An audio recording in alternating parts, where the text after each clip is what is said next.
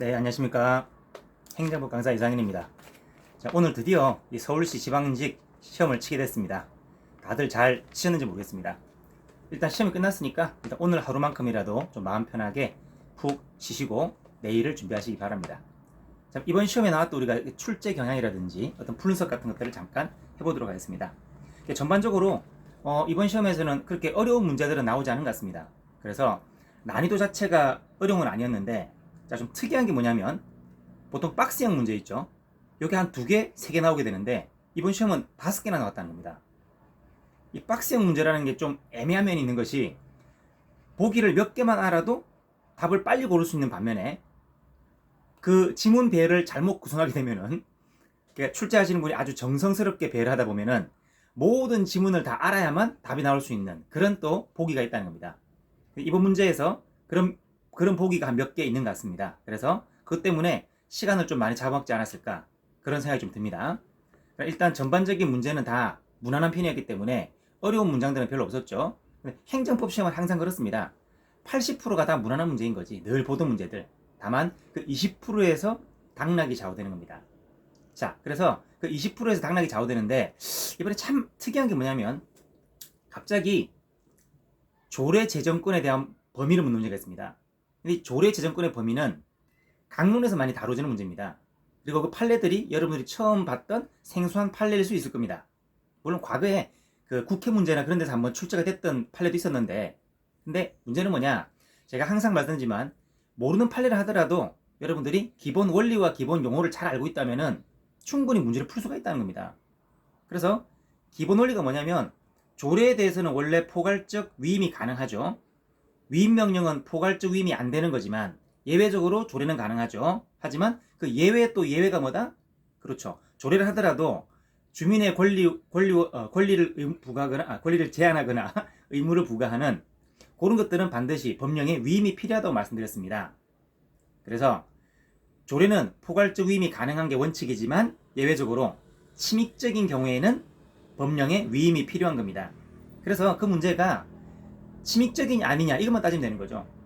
그 주민들한테 좋은 거라면은 반드시 근거 없어도 되는 거지만, 예를 들어서 청주시 정보공개조례처럼 그런 거 총론에서 다 배웠거든요.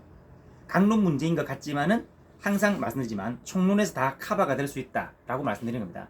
그래서 조례의 경우를 하더라도 주민의 권리를 침해하는 거라면은 반드시 법적 근거가 필요하겠죠. 하지만 수익적인 조례라면은 그렇게 반드시 위임이 필요한 건 아니라는 겁니다.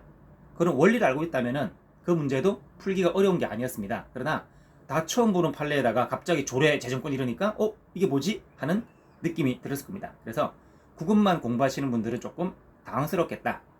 하지만 정답 고르기가 어렵진 않습니다. 다만 이런 생각이라는 것은, 그렇죠, 시간이 있어야 되는 거지. 시간을 충분히 확보한 사람만 머리가 돌아가는 거거든요. 그렇지 않으면 마음이 급하니까 생각할 여유가 없어. 그럼 역시 이 문제는 실수를 했거나 아예 포기를 했거나 그랬을 수도 있겠습니다. 그래서 가장 당혹스러운 문제는 이번에 그 문제가 아니었나 싶습니다. 그리고 나머지 B급 문장들 있죠. B급 문제들 뭐냐면은 늘 나오는 문장은 아닙니다. 근데 한 번쯤 뒤집어 생각해보면은 그 말이구나, 기본 원리를 알고 있으면 그 말이구나, 이렇게 나오는 것들 있죠. 약간은 문장을 변형시킨 거죠. 항상 나오는 문제 그대로 나오는 게 아니라, 그래서 항상 나오는 문장 그대로인 것은 아무리 어려운 판례라도 이미 우리가 배웠다면 C급밖에 안 되는 거죠. 난이도 가장 하급인 거죠. 늘 보는 판례였으니까. 그런 것들은 문장의 길이와는 상관이 없는 겁니다. 그래서 원리를 조금 이해해야만 그렇겠구나라고 생각할 수 있는 문제들은 그렇게 많지는 않았습니다. 뒤끝에 한 10개 정도, 보통 한 20개, 25개 나오거든요. 근데 이번 한 10개 정도밖에 안 되기 때문에 문제 고르기가 그렇게, 정답 고르기가 어렵지 않다는 겁니다. 그래서 이번 문제는 상당히 좀 쉬운 편이었다라고 말씀드리겠습니다. 그래서 보통의 수험생들이 무난하게 공부하셨다면은 85점은 충분히 가능할 것이고, 보통 수험생 고수란 분들 있죠. 시간을 충분히 확보하신 분들은 95점, 100점도 충분히 가능한 그런 문제라고 보입니다. 자, 그런 게 이제 전반적인 말씀이었고, 그리고 이번 특이한 게 또 뭔가 박스형이 많이 나왔다는 대신에 사례형 문제가 거의 안 나왔죠.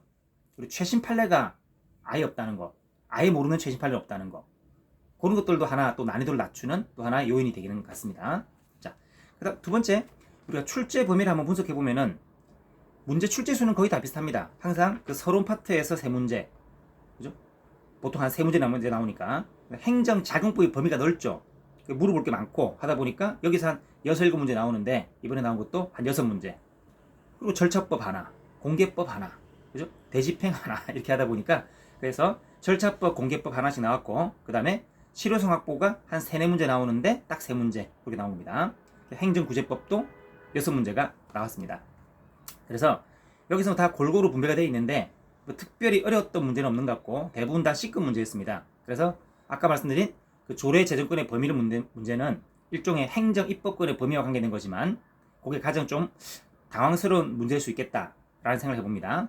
그 다음 국가배상이라든지 소송요건 묻는 문제가 있었는데 그런 것들은 그 정답 지문 자체는 어려웠지만 나머지 지문으로 충분히 해결될 수 있는 거기 때문에 답을 고르기는 어렵지 않았습니다. 자, 그 다음 심판의 종류를 묻는 문제가 있죠.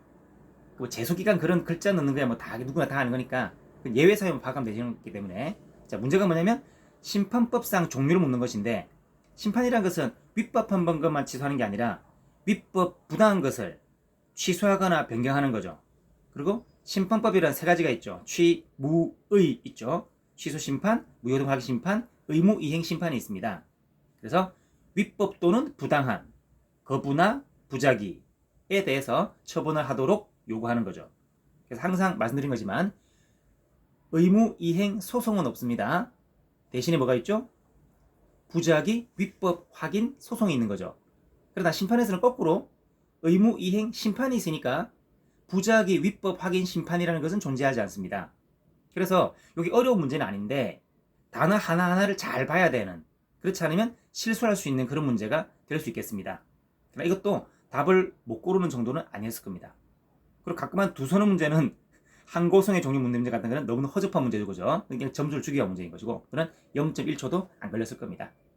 자, 그렇게 해서 출제가 되는 범위나 그런 경향들은 대부분 다 지금까지의 유형과 다 대동소이했다고 보입니다.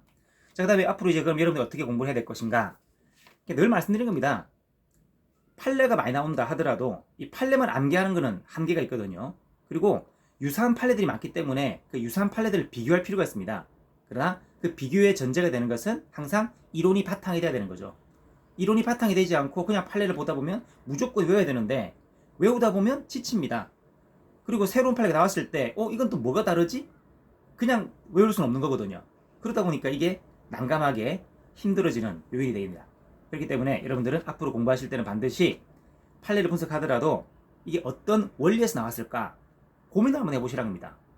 아, 이런 원리에서 이런 판례가 나왔었구나. 그럼 원칙적인 판례구나. 외울 필요가 없는 거죠. 이거는 이론과는 전혀 반대가 되는데? 이상한 판례인데? 이것만 외우시면 되는데 이거 외우는 게 많지가 않다는 겁니다. 기껏해야 5%밖에 안 됩니다. 그러니까 원칙적인 판례 95%는 알 필요가 없는 거죠. 예외적인 판례 5%만 잘 암기하시면은 나머지 판례도 원리 가지고 다 풀어나갈 수 있다는 겁니다. 그렇게 되면 수험생들의 부담이 줄어들게 되겠죠. 이게 가장 중요한 거라는 겁니다. 그래서 항상 기본 원리의 바탕을 둔 판례 분석을 하시라는 겁니다. 그리고 최근에 이제 법령 지문이 많이 늘고 있죠. 그래서 항상 시험 막판에 그 법령 특강 같은 게 있지 않습니까? 강사분들의 그런 것들을 잘 활용하십시오. 행정법을 독해로 하기에는 시간이 많이 걸립니다. 근데 강의를 들으면은 한 1분이면 끝나는 거거든. 혼자 공부하면 20분 동안 끙끙 매고 있어야 되는데 그냥 설명 들으면 간단해. 문제에서 출제하는 의도를 정확하게 파악해주고 방향을 제시해주니까 들으면은 금방 끝난다고요. 그래서 본인이 다 찾아서 분석하기에는 불가능하거든요. 그러니까 그럼 마지막에 특강 같은 걸 잘 활용하시면은 여러분들이 공부하는데 훨씬 더 효율적인 방법으로 할 수가 있다. 그렇게 말씀드리겠습니다. 자, 그래서 이번 시험에 대한 상세한 해설은 또 제가 기출문제 촬영을 통해 가지고 여러분들한테 말씀을 드리도록 하겠습니다. 하여튼 오늘 고생들 많으셨습니다. 그리고 곧 국가시도 남아있으니까 절대 포기하지 마시고 지금부터라도 다시 한번 시작한다는 느낌으로 새롭게 하시기 바랍니다. 지금이라도 늦지 않습니다. 한 달이면 충분하게 많이 할 수 있는 기회가 되는 거니까 여러분들 꼭 포기하지 마시고 남은 시간 국가시까지 열심히 하시기 바랍니다. 네, 감사합니다.